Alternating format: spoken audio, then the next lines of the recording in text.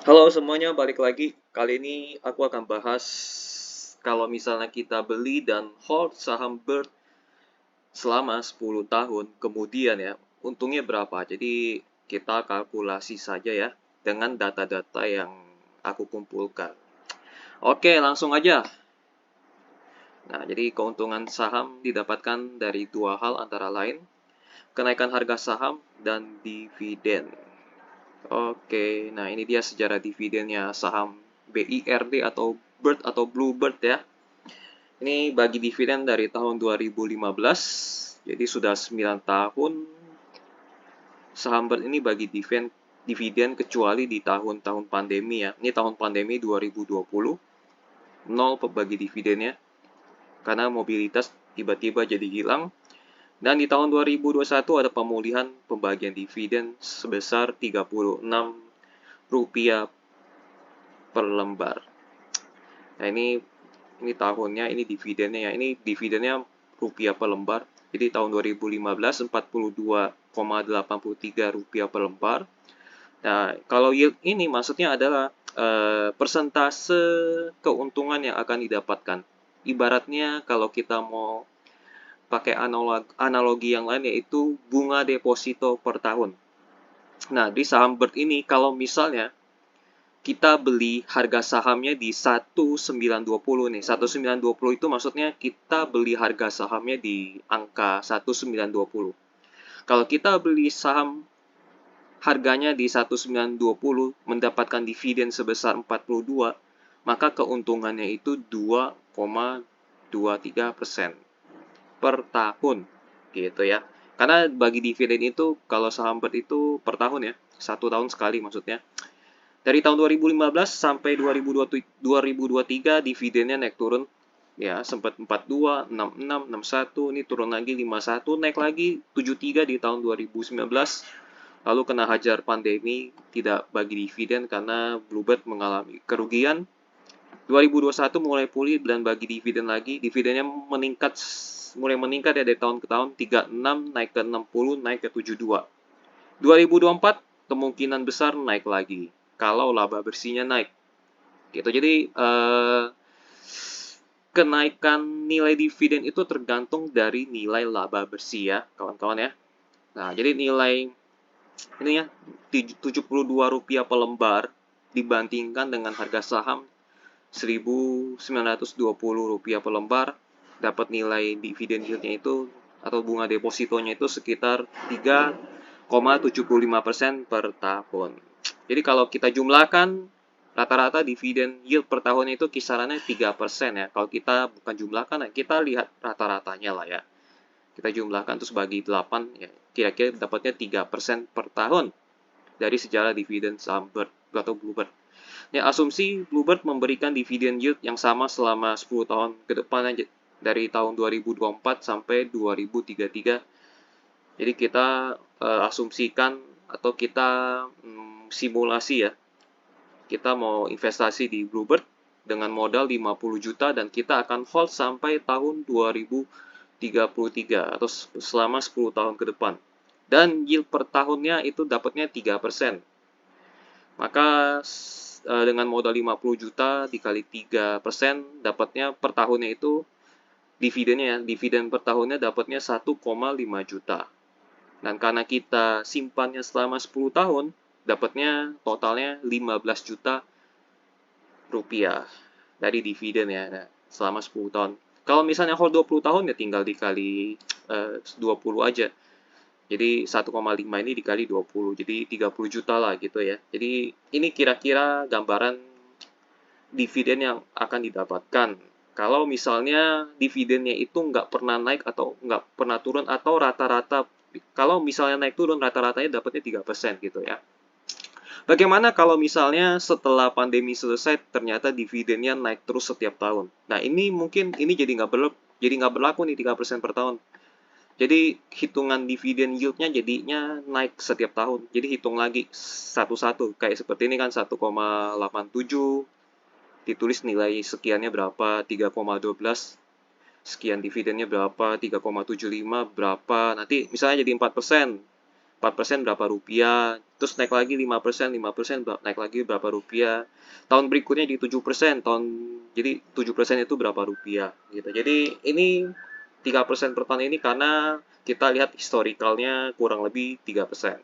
Tapi kalau misalnya trennya berubah, tiba-tiba setiap tahun naik terus dividennya, berarti cara ini tidak dipakai. Jadi kalian harus hitung satu-satu nih.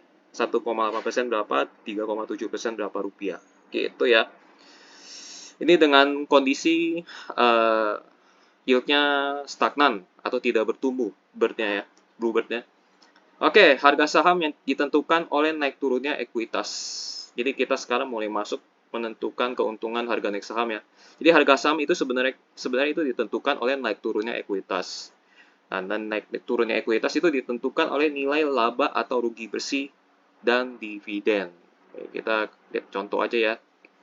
Dari tahun 2013 sampai kuartal 3 2023. Jadi ini ada laba rugi ya di sini ya. Yang merah ini rugi nih.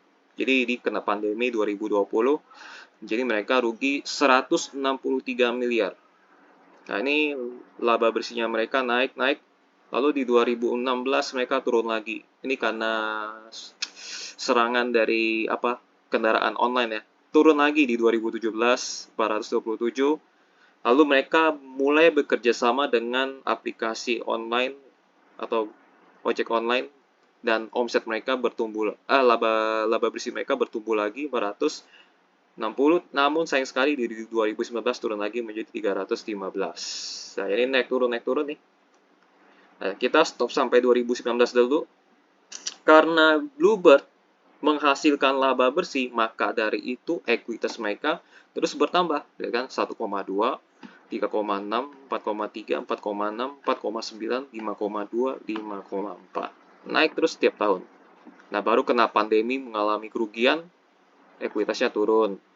Ini masih belum pulih nih, jadi turun lagi. Ini pasti dipotong sama dividen ya.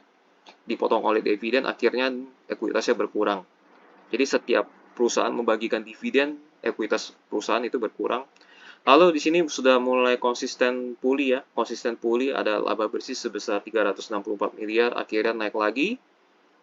Ada laba bersih ya, ini belum 1 tahun, 2023 naik lagi sekian, 5,5 triliun.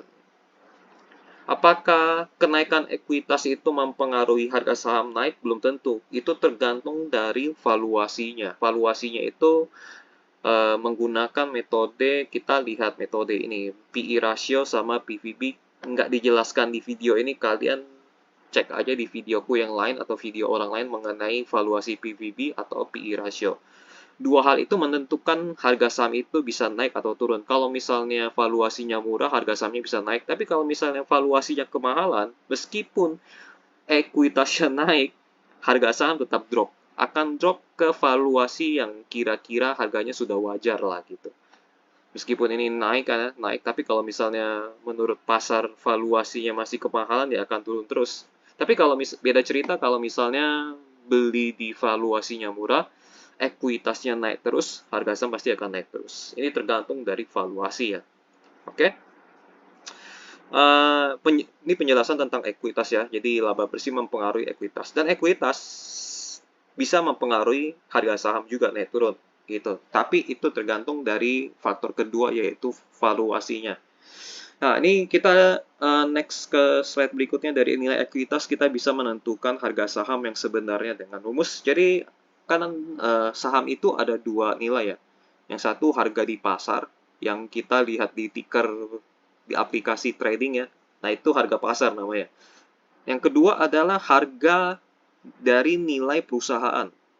Nah, jadi nilai perusahaan itu ada harganya ternyata. Kalau kita ambil nilainya dari nilai aset perusahaan. Contoh ya ini, total ekuitas dibagi jumlah lembar saham beredar. Nah, dapat harga saham sebenarnya atau kalau bahasa akuntansi sebutannya nilai buku atau book value. Nah, di sini kita ketemu nilai total ekuitasnya 5,5 triliun. Nah, ini ekuitasnya di sini 5,5 triliun. Kita pindahin ke sini, dibagi jumlah lembar saham beredar. Dapatnya harganya 2.213 per lembar. Jadi secara akuntansi, nilai asetnya Bluebird sebenarnya nilainya adalah 2.213 per lembar kalau kita pakai hitungan dari nilai aset dikurangi total utang lah ya. Nah, dapatnya segini nih nilai sebenarnya. Sementara itu, harga di pasar, ini kan harga sebenarnya ya dari nilai perusahaan ya, nilai aset. Nilai aset itu kan terdiri dari gedung, kendaraan, uang cash, nilai brand, dan lain-lainnya ya. Nah, sementara itu di harga pasarnya 1.920. Maka sebenarnya ini sudah murah karena nilai asli dari Bluebird, nilai asli ya, nilai perusahaannya adalah sebesar 2.213 per lembar. Jadi kalau kalian beli di 1.900, kalian sebenarnya sudah untung Rp293 karena lebih rendah dari nilai asetnya ya, nilai total aset dikurangi utang. Nah, kalian sudah untung segini nih kalau kalian belinya di segini. Oke? Nah, ekuitas adalah total harta perusahaan ya. Harta perusahaan itu ada mobil, ada gedung, ada uang cash, ada obligasi, deposito, dan lain-lainnya. Jadi semua aset perusahaan ya, itu disebutnya total aset atau total harta perusahaan. Dikurangi, jadi ekuitas itu total aset dikurangi total utang perusahaan, jadinya dapatnya ekuitas. Maka nilai ekuitas mempresentasikan nilai perusahaan atau nilai sebenarnya harga saham. Jadi ini 2.213 ini sebenarnya mempresentasikan nilai sebenarnya dari saham Bluebird. Karena diambil dari total harta dikurangi utang perusahaan. Gitu ya. Jadi kalau misalnya asumsi laba bersih Bluebird per tahunnya 491 miliar ya, asumsinya gitu. Itu aku pakai asumsi dari laba bersih 1 tahun dari 2023 ya. Ini kan belum ketemu 1 tahun, jadi aku hitung bagaimana caranya biar laba 1 tahunnya kira-kira mendekati dari asumsi lah ya. Ini kan belum 1 tahun, kalau 1 tahun asumsinya dapatnya segini, 491 miliar. Nah, dipotong pembagian dividen 50%, jadi Bluebird itu biasanya bagi dividennya 50% dari laba bersih. Jadi setelah laba bersihnya dipotong 50%, karena 50%-nya dibagi menjadi dividen ya, maka laba bersihnya sisanya 245 miliar. Nah, 240 miliar ini nanti ditambahkan ke ekuitas. Jadi, setiap tahun ekuitas Bluebird bertambah 245 miliar. Jadi, kita simulasikan aja sampai 10 tahun ke depan. Nah, ini startnya dari tahun 2023, ekuitasnya segini. Jadi, ini laba dikurangi dividen, dan ini anggap simulasi Bluebird itu tidak ekspansi, jadi laba bersihnya stagnan. Jadi setiap tahun laba bersihnya stagnan 245, 245, 245 sampai tahun 2033 245. Jadi laba dikurangi dividennya. Di total 10 tahun kemudian di tahun 2033 ekuitas mereka menjadi 7,9 triliun ya. Karena ditambahin laba terus ya selama 10 tahun mendatang dengan asumsi mereka tidak ekspansi. Jadi dengan rumus yang tadi ya, total ekuitas dibagi jumlah lembar saham beredar, dapatnya harga Bluebird 10 tahun kemudian nilai aslinya itu senilai 3.194. Maka persentase kenaikan harga saham dari 1920 ke 3194 adalah kenaikannya sebesar 66,35%. Nah, by the way, ini kan ada nilai asli perusahaan sama nilai pasar ya. Nilai pasar cenderung ujungnya akan mendekati nilai dari perusahaan, ya kan? Mungkin teman-teman ada sempat yang beli saham Bluebird itu di bawah 1.500 ya. Mungkin ada yang beli di 1.300. Akhirnya lompat terbang mendekati nilai saham nilai perusahaannya tersebut. Itu artinya teori tersebut benar. Karena sempat turun ke 1.300, sebenarnya nilai perusahaannya 2.200. Akhirnya dari 1.300 naik ke 1.900 dan bahkan sempat naik ke 2.500. Beberapa bulan yang lalu ya, beberapa waktu yang lalu sempat naik 2.500. Akhirnya turun lagi mendekati nilai perusahaannya, nilai asli perusahaannya. Jadi akan naik terus mendekati area ini. Kalau turun lebih dalam nggak bisa, terbang lebih tinggi nggak bisa, karena cenderung harga pasar itu mendekati nilai perusahaan. Nah, kalau begini, kan kita 10 tahun mendatang kan, nilainya jadi 3.100, maka harga di pasarnya cenderung juga akan bergerak mendekati 3.100, entah itu 3.300, entah itu 2.800 atau 2.900. Yang pasti eh, yang pasti itu nilai asli perusahaannya menjadi 3.194. Nah, jadi dari 1.920 naik ke 3.100 itu keuntungannya udah 66% ya. Jadi beli saham Bluebird dengan modal 50 juta, maka asumsi keuntungannya ya, kenaikan harga sahamnya itu dengan modal 50 juta ya, dikali 66% selama 10 tahun itu dapatnya keuntungannya 33 juta. Jadi kalau di total-totalin keuntungan dividen selama 10 tahun ya, dan harga naiknya itu 15 ditambah 33 jadi 48 juta. Kalau dipersentasekan kurang lebih 96% lah ya, atau untung 48 juta, maka uangmu menjadi 98 juta di tahun 2033. Jadi modal plus keuntungan ya, nilainya di segini. Keuntungan ini adalah keuntungan minimal. Karena yang aku bilang tadi ya, karena yang aku pakai adalah laba bersihnya stagnan dan dividennya juga stagnan. Nah, mana ya? Stagnan 3%. Bagaimana kalau misalnya laba bersihnya naik terus? Ya tentu saja dividennya akan naik dan ekuitasnya bertambah lumayan kencang jadinya efeknya. Misalnya laba bersihnya jadi 250, terus ini 2025 300, 350, 400. Wah, ini ekuitasnya ujungnya bukan 7,9 triliun lagi, bahkan bisa mencapai 10-11 triliun mungkin di akhir 2033. Kalau laba bersihnya itu eh, naiknya lumayan banyak gitu ya. Jadi tidak stagnan seperti ini. Ya, jadi ini pakai hitungan minimal ya. Jadi keuntungan ini adalah keuntungan minimal. Bagaimana jika laba bersihnya naik setiap tahun laba bersihnya ya. Jadi kalau laba bersihnya naik setiap tahun naik, maka dividen dan ekuitas pasti naik. Akibatnya potensi keuntungan yang akan kalian terima lebih besar. Apalagi waktu holdnya semakin lama, keuntungannya bisa lebih besar. Misalnya contohnya 20 tahun. Nanti kalian tinggal tambahin lagi hitungannya sampai 20 tahun. Jadi asumsi keuntungan bisa lebih dari 100 juta, bahkan bisa lebih dari 200 juta.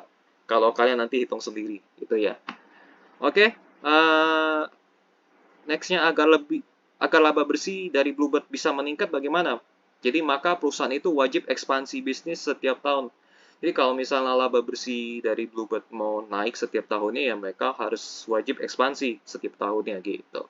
Untuk mengetahui ekspansi Bluebird, ya kalian wajib pantau berita ekspansi ya dari Bluebird, apakah lewat koran, ataukah lewat komunitas dan lain-lainnya. Oke, sekian mengenai pendapatan keuntungan kalau kita beli saham Bluebird ya. Jadi Bluebird itu sekarang posisinya murah ya. Kenapa? Yang tadi aku jelasin. Karena nilai aslinya sebenarnya 2.200, tapi sekarang 1.900. Apalagi kalau misalnya Bluebird menghasilkan laba yang konsisten sekitar 245 sampai 10 tahun mendatang ya. Ekuitasnya ujungnya di 7,9. Ini sudah dipotong dividen by the way.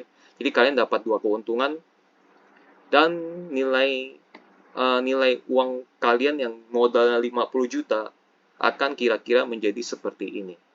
Ya. Sekian simulasinya ini. Kalau misalnya kalian ada mau tambah informasi atau mau koreksi atau mau request saham lainnya mau dihitung juga 10 tahun jadi berapa, kalian boleh tulis di kolom komentar. Oke, sampai jumpa di video lainnya. Bye-bye.